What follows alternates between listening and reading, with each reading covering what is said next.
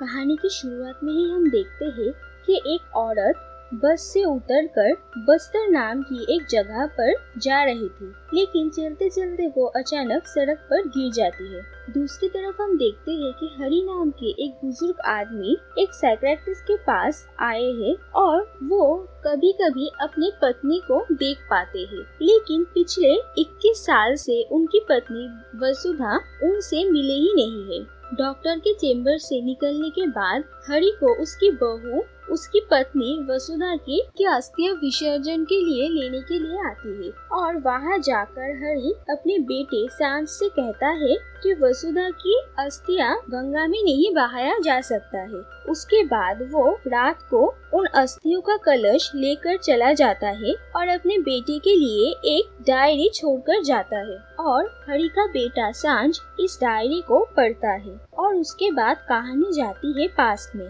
जब वसुधा अपने 5 साल के बेटे को लेकर अकेली रह रही थी और 5 साल पहले हरि काम के सिलसिले में बाहर गया था और इन 5 सालों में उसका कोई खबर ही नहीं मिला है। और इन 5 सालों तक वसुधा अपने बेटे को लेकर अपने पति की वापस लौटने की इंतजार कर रही है। वसुधा एक होटल में फ्लोरल अरेंजर का काम करती है और एक दिन आरव रुपेल नाम के एक बहुत बड़े बिजनेसमैन उस होटल को खरीदने के लिए आते हैं और आरव होटल के स्टाफ्स को टेस्ट करने के लिए एक फॉल्स फायर अलार्म बजाते हैं, लेकिन होटल के सारे सिक्योरिटी स्टाफ्स सब अपनी अपनी जान बचाकर भागने लगते हैं, लेकिन कोई भी आरव को बचाने नहीं जाता। और वसुधा को पता था कि आरव अपने रूम में सो रहे होंगे, इसीलिए वो खुद ही उनके रूम में उन्हें बचाने के लिए जाती है। और इसके बाद आरव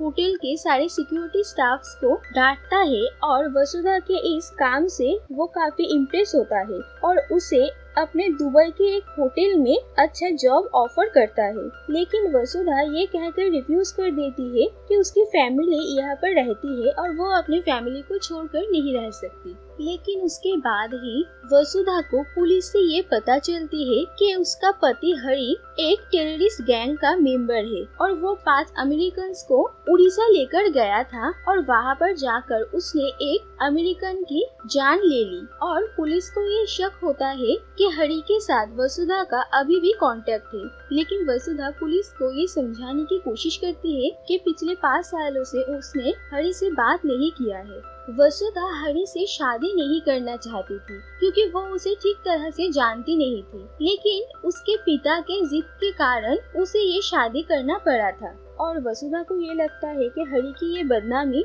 उसके बेटे की जिंदगी भी बर्बाद कर देगी, इसलिए वो फैसला करती है कि वो आरव की दुबई की जॉब का ऑफर एक्सेप्ट कर लेगी और वो आरव को अपने और अपने बेटे के बारे में सारा सच बताती है। उसका सारा सच सुनकर आरव वसुधा की जॉब के लिए उसके दुबई जाने का सारा इंतजाम करवा देता है और वसुधा अपने बेटे को एक बोर्डिंग स्कूल में रखकर खुद जॉब के लिए चली जाती है। वसुधा की कहानी सुनकर आरव को अपनी माँ की कहानी याद आ जाती है। आरव की माँ रोहिणी कोलकाता में कैबरेट सिंगर थी और आरव के पिता के उन दोनों को छोड़े जाने के बाद उन दोनों का अब इस दुनिया में कोई भी नहीं था, लेकिन रोहिणी उसी होटल में नौकरी करने वाले एक आदमी से प्यार करने लगती है। उसके बाद रोहिणी, आरव और वो आदमी जीवन एक साथ एक परिवार की तरह रहने लगते हैं, लेकिन जीवन की शराब पीने की आदत से उसकी नौकरी छूट जाती है और एक दिन होटल में रोहिणी को काफी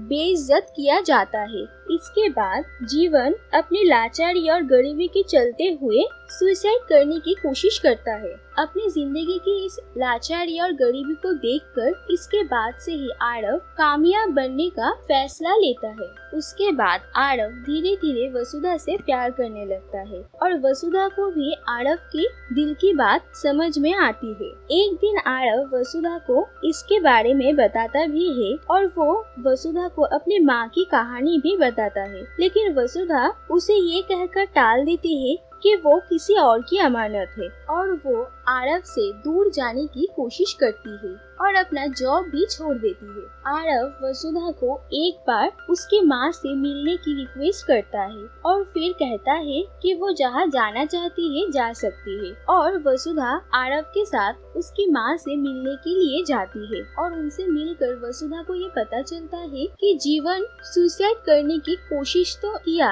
लेकिन वो नाकामयाब रहे और वो कोमा में चले गए और उन्हें अपनी सारी जिंदगी ऐसे ही जीना पड़ेगा। लेकिन फिर भी रोहिणी उनके साथ है और वो आज भी उनसे प्यार करती है। और रोहिणी से बात करने के बाद वसुधा आरव के प्यार को एक्सेप्ट कर लेती है और आरव वसुधा से शादी करना चाहता है और वो वसुधा और हरि का डिवोर्स पेपर्स भी तैयार करवाता है। लेकिन वसुधा घर वापस लौटकर हरि को देखती है जो कि पुलिस से छुपकर यहाँ पर रह रहा है, और हरि वसुधा को कहता है कि वो कोई टेररिस्ट नहीं बल्कि वो 5 अमेरिकन एक टेररिस्ट ग्रुप के हाथों लग गए थे और उन्होंने ही उसे मजबूर किया था उन पर गोली चलाने के लिए, और उन्होंने उसे कैद कर बहुत टॉर्चर भी किया था। और एक दिन अचानक उसे वहाँ से भागने का मौका मिला था और वो वहाँ से भागकर अपने घर वापस लौट आया है।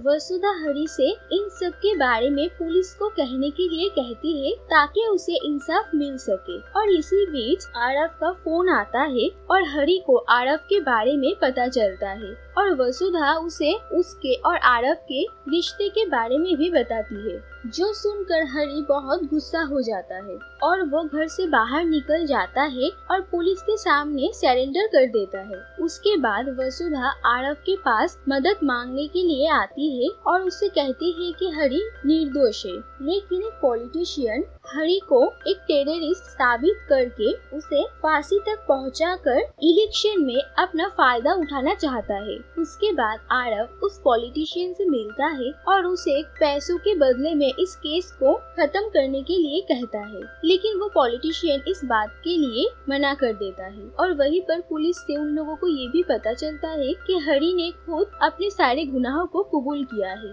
और ये जानने के बाद कि हरि ने वसुधा की खुशी के लिए अपनी जिंदगी दांव पर लगा दिया है, वसुधा आरव से शादी करने के लिए मना कर देती है और वो हरि को बचाने की कोशिश में लग जाती है। लेकिन इसके बाद वो ही पुलिस ऑफिसर आरव से मिलते हैं और उससे कहते हैं कि हरि ने अपना गुनाह कबूल तो किया है, लेकिन वो वसुधा की खुशी के लिए नहीं बल्कि उसे दर्द पहुंचाने के लिए किया था। उसे लगता है कि ऐसा करने से वसुधा सारी जिंदगी इस गिल्ट में जिएगी कि उसके खुशियों के लिए उसके पति ने अपनी जान दे दी। और वो पुलिस ऑफिसर आरव से कहते हैं कि हरि को किसी भी तरह से बेगुनाह साबित कर बाहर निकालना जरूरी है, और ऐसा तभी मुमकिन है जब आरव बस्तर जाएगा। ये वही जगह है जहाँ पर हरि और उन 5 अमेरिकन को बंदी बनाकर रखा गया था, और वहाँ पर जाकर फादर दयाल नाम के एक आदमी से मिलना है। हरि जब वहाँ पर उन लोगों के पास कैद था तब वो फादर दयाल नाम के इसी आदमी से मिला था, और ये आदमी हरि के बारे में सब कुछ जानता है,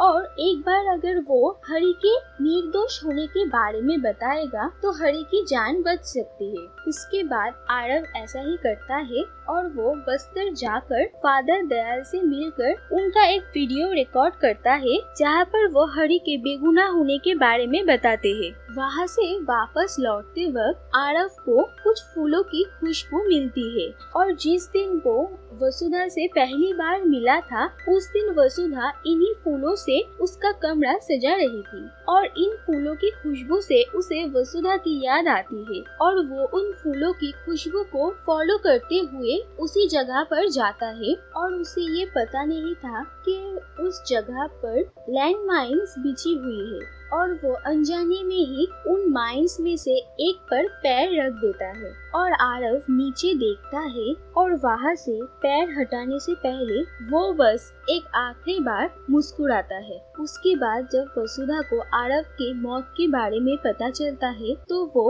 अपने बेटी को लेकर कहीं चली जाती है, और हरि बेगुनाह साबित होकर जब घर लौटता है तो उसे पता चलता है कि वसुधा उसे छोड़कर जा चुकी है और उसके बाद वो 2 साल तक उसे हर जगह पर ढूंढता फिरता है। और 2 साल बाद एक दिन अचानक वो एक दुर्गा पूजा की रात उसे कोलकाता में देखता है और उसका पीछा करते हुए उसके घर तक पहुंचता है और उसे ऐसे छोड़कर आने के लिए वो उसे डराने धमकाने लगता है। लेकिन वसुधा उससे डरती नहीं है और वो उसे कहती है कि उसके झूठे बलिदान के बारे में उसे पता है और वो उसके पास कभी वापस नहीं जाएगी। लेकिन हरि भी उससे कहता है कि उसे एक न एक दिन उसके पास वापस लौटना पड़ेगा और ऐसे ही वो पिछले 21 साल से इस बात का इंतजार कर रहा है कि वसुधा उसके पास वापस लौटेगी, लेकिन ऐसा नहीं होता है। लेकिन इतने सालों बाद हरि को अपनी गलती का एहसास होता है